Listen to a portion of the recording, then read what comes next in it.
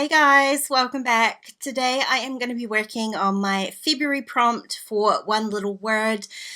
It's vision board month and I've kind of been procrastinating this prompt a little bit. I think I always do that. I enjoy the process when I start, but it's always a little bit kind of intimidating, and I've been putting it off and off and off. And today I decided to just sit down and do it. I got the magazine. I'm using this Breathe magazine. I got it a couple of months ago with this prompt in mind. So I have actually fully read the magazine, and I even went ahead and tore out the pages with the images that I wanted to use on it. But like I say, today I'm going to do things a little bit different than normal.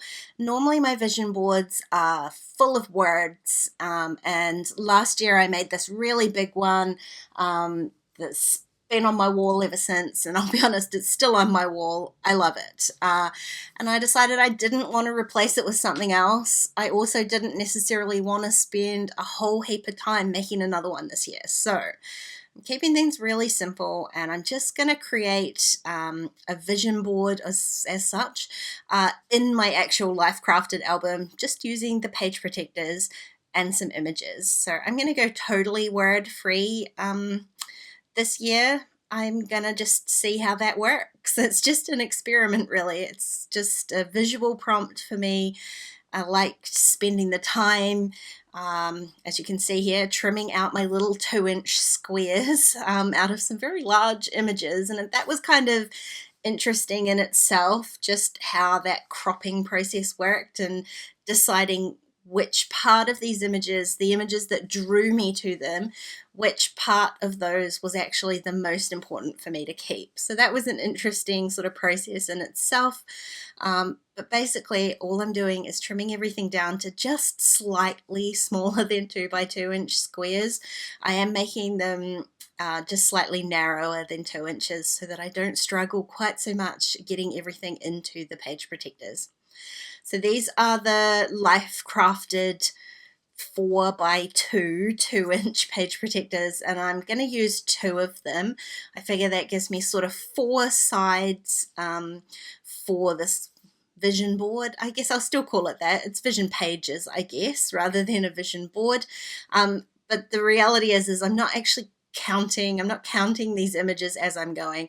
I'm just trimming things out. There are a couple of images in here that I had pulled out that were just too big for the 2-inch squares. I mean, I could have trimmed out a piece out of the middle of them, but it would have just been like a square of pink sort of thing. So in the end, I've been a bit more selective. Those larger ones, I'll just save those pages for something else.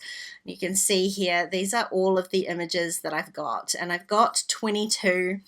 The page protectors have 8 squares on each side. Using 2 page protectors gives me 32 squares. So I'm 10 squares short. So I did a little sketch of how things were going to go on these page protectors. I'm not going to cut any extra pages. My word this year is clear, so I am going to leave some clear squares in my vision board. So I've just kind of broken down all these squares into 4 different columns here, and those represent the sides of my page protectors. And these magazine pages are quite thin paper, which makes it a little bit harder also to put things into the page protectors. So I am double-siding them, just adding a little bit of adhesive so that they stay together because they are a tiny bit narrower than the pocket, and then just slipping them in. So my kind of sketch there vaguely shows me where the clear spots are going to be. I just tried to make it a little bit balanced, and the same when I'm choosing the sides, like which images are going to go in which side of the page protector. I'm just trying to balance out kind of color and theme. Like there were a few images in here, like water was kind of a repetitive theme, and cups of tea and coffee, and so I'm not having like 3 cups on one page protector. So I've spread them out across the 4 different sides that I'm going to use, and then I'm just, like I say, double-siding them and sticking them into the pockets. Now I do find these page protectors, the 2 slots at the top are just slightly shorter than 2 inches, so I am having to trim a little bit off the top of those as well.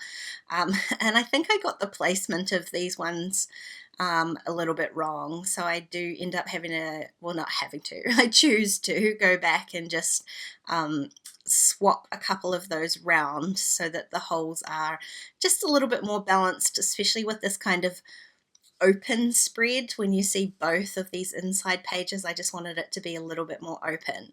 But here you can see how they kind of stack together, and those clear pockets do allow you to see the images underneath as well, so it's not like there's nothing in it. You kind of do see the images underneath, but I kind of wanted to sort of break that transparency, to sort of hide the clearness a little bit. So I went into my stash, I found this acetate that has this kind of confetti pattern on it.